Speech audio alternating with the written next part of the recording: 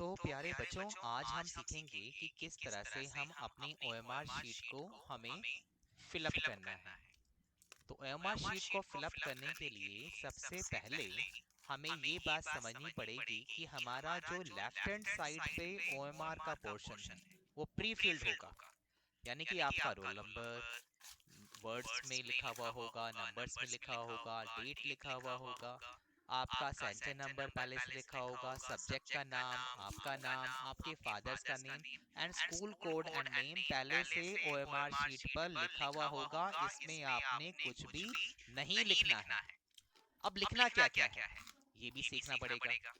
हमें लिखना है हमारे क्वेश्चन पेपर में। अगर हम OMR शीट का राइट हैंड साइड का पोर्शन देखें तो यहाँ पे लिखा हुआ है क्वेश्चन पेपर कोड।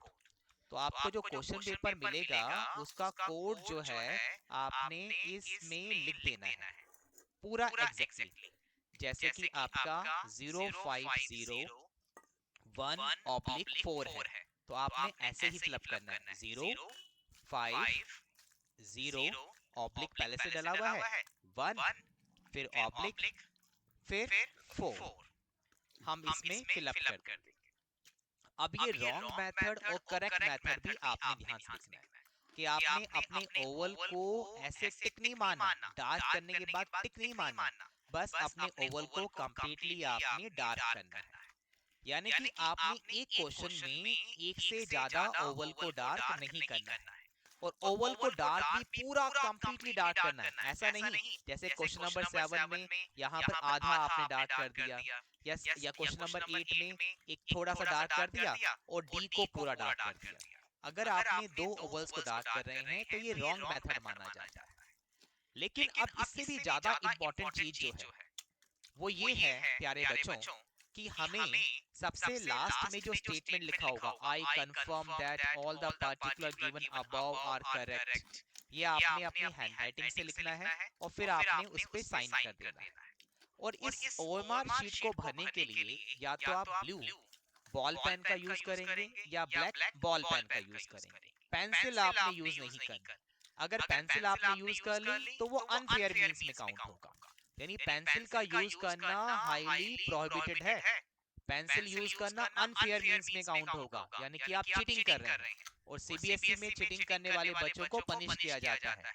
उसमें 5 साल के लिए आपको CBSE से डिबेट भी किया जा सकता है। इसका मतलब हुआ 5 साल तक आप CBSE का कोई भी एग्जाम नहीं दे पाएंगे। तो ये बात आप ध्यान रखिएगा। अब हमारी OMR शीट जो है इसमें हर एक क्वेश्चन के सामने 4 ओवल्स हमें दिए होंगे अपने रेस्पॉन्स को डार्क करने के लिए। उसके साथ में एक स्क्वायर बॉक्स भी दिया हुआ है और उसके साथ में एक और सर्कल दिया हुआ है जिसमें नंबरिंग लिखा हुआ है। तो सबसे पहले बच्चों आपने आपने जितने भी क्वेश्चन अटेम्प्ट करने हैं उन सभी क्वेश्चन के ओवल्स कॉरस्पॉन्डिंग ओवल्स को आप डार्क कर लीजिए। यानी मान लीजिए आपने क्वेश्चन नंबर 1 में आपने ये देखा सॉल्व करने के बाद कि 1 में आपका एक ऑप्शन सी आपका करेक्ट है तो सी को आप डार्क कर लीजिए। क्वेश्चन नंबर 2 में आपने देखा ए करेक्ट है तो ए के ओवल को डार्क कर लीजिए। यानी कहने का मतलब ये है कि आपने सबसे पहले अपने ओवल्स को आप डार्क कर लीजिए जो भी आपको लग रहे हैं। और ये डार्क भी कितने करने हैं? मान लो आपको आपका पेपर 3 सेक्शन में डिवाइडेड है, ए बी एंड सी, और एक क्वेश्चन में ए सेक्शन में आपने 20 में से 16 क्वेश्चन अटेम्प्ट करने हैं। तो इन 20 में से कोई भी 16 क्वेश्चन आप अटेम्प्ट कर लीजिए, क्योंकि एज पर CBSE नॉर्म्स जो आपके पहले 16 क्वेश्चंस होंगे उन्हीं को चेक किया जाएगा। बाकी के 4 क्वेश्चन भी अगर आपने अटेम्प्ट कर दिए, यानी 20 क्वेश्चन थे, 16 ही अटेम्प्ट करने थे, आपने 20 के 20 क्वेश्चन अटेम्प्ट कर दिए, तो पहले 16 क्वेश्चन जो आपने अटेम्प्ट किए हैं सिर्फ उन्हीं में आपको नंबर मिलेंगे, बाकी 4 क्वेश्चंस में आपको नंबर नहीं मिलेंगे। और ये बात आपने ध्यान रखनी है। अब इसके साथ साथ सबसे इंपॉर्टेंट चीज वो ये कि बच्चों आपने ओवल्स तो डार्क करने हैं और उस ओवल को डार्क करने के बाद आपको ये पता लगा बाद में कि जो ओवल आपने डार्क कर दिया किसी क्वेश्चन का उसका वो आंसर नहीं है। अब आंसर को आप चेंज करना चाहते हैं, तो अगर आप चेंज करना चाहते हैं तो आपके पास साथ में एक स्क्वायर बॉक्स और आपको दिया हुआ है, राइट।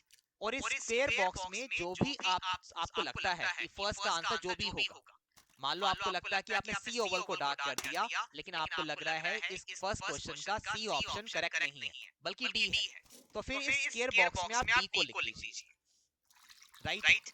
और एक बात और सबसे इंपॉर्टेंट चीज कि इन स्क्वायर बॉक्सेस में जो आप लिखेंगे वही चेक होगा। ओवल आप कोई भी डार्क कर दें, ओवल आपके चेक आपके इवैल्यूएट नहीं होंगे, चेकिंग खाली इन्हीं स्क्वायर बॉक्सेस के अकॉर्डिंग होगी। यानी कि मेरा कहने का मतलब है, अगर एक बच्चे ने एक ओवल डार्क कर दिया सी, लेकिन उसने बॉक्स में नहीं लिखा सी, तो फिर उसको उस क्वेश्चन के नंबर नहीं मिलेंगे। तो मेरी बात प्लीज और ध्यान से सुनिएगा कि इन स्क्वायर बॉक्सेस में जो आपने लिखा है उसी के अकॉर्डिंग आपका क्वेश्चन इवैल्यूएट होगा, राइट। तो आई होप सो मेरी बात अब आपको समझ में आ गई है। मान लीजिए एक बच्चे ने सी ओवल को डार्क कर दिया और इस बॉक्स में भी सी लिख दिया, तो फिर इस सी के अकॉर्डिंग उसका ये फर्स्ट क्वेश्चन इवैल्यूएट हो जाएगा। लेकिन अब मान लो एक बच्चे ने सी ओवल को डार्क किया, लेकिन उसने सी ओवल को यहाँ पे लिखा नहीं, यहाँ लिखते समय उसने ए लिख दिया।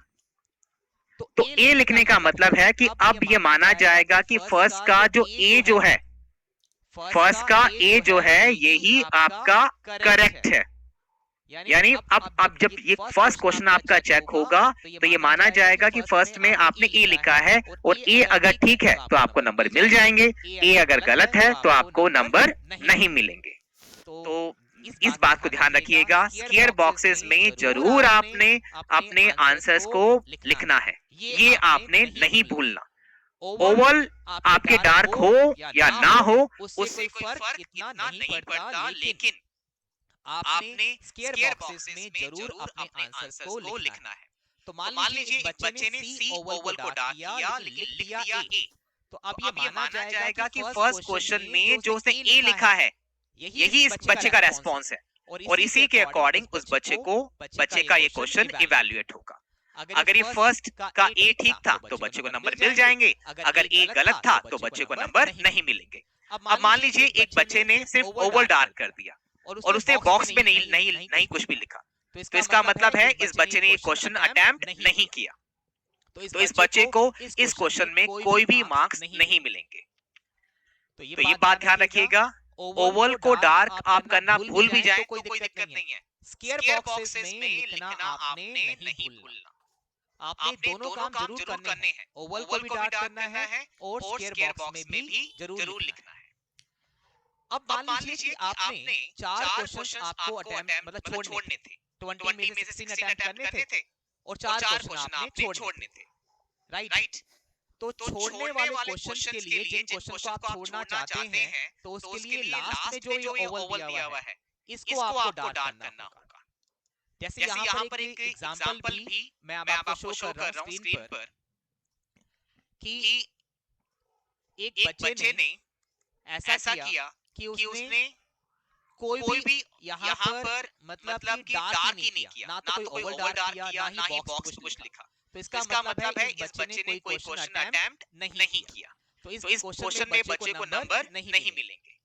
अब मान लीजिए कि एक बच्चे ने सी ओवल को डार्क कर दिया, यहाँ बॉक्स में भी सी लिख दिया और साथ में लास्ट वाला ओवल भी डार्क कर दिया। अब ये लास्ट वाला ओवल सिर्फ उन क्वेश्चंस के लिए था जिन क्वेश्चंस को आप छोड़ना चाहते हैं, मींस आप अटेम्प्ट नहीं करना चाहते। तो अगर लास्ट वाले ओवल को भी आपने डार्क कर दिया और ये देखा गया कि फर्स्ट का ऑप्शन सी ही करेक्ट है, लेकिन आपने लास्ट वाले ओवल को डार्क कर दिया है, जिसका मतलब था कि आप इस क्वेश्चन को छोड़ना चाहते हैं, तो आपको कोई भी नंबर इस क्वेश्चन में नहीं मिलेंगे। ये माना जाएगा कि आपने इस क्वेश्चन को अटेम्प्ट नहीं किया है। तो बच्चों ये बात ध्यान रखिएगा, लास्ट वाला ओवल सिर्फ उसी कंडीशन में डार्क करिएगा जब आप उस क्वेश्चन को छोड़ना चाहते हैं, ठीक है। या आपको ये लग रहा है कि आपने इस बॉक्स में भी सी लिख दिया है गलती से और आपने कोई और क्वेश्चन आप अटेम्प्ट करना चाहते हैं, तब भी लास्ट वाला ऑप्शन आप अटेम्प्ट कर सकते हैं। तो आई होप सो ये सारी बातें आपको समझ में आ गई हैं। बस इसी के साथ अब हम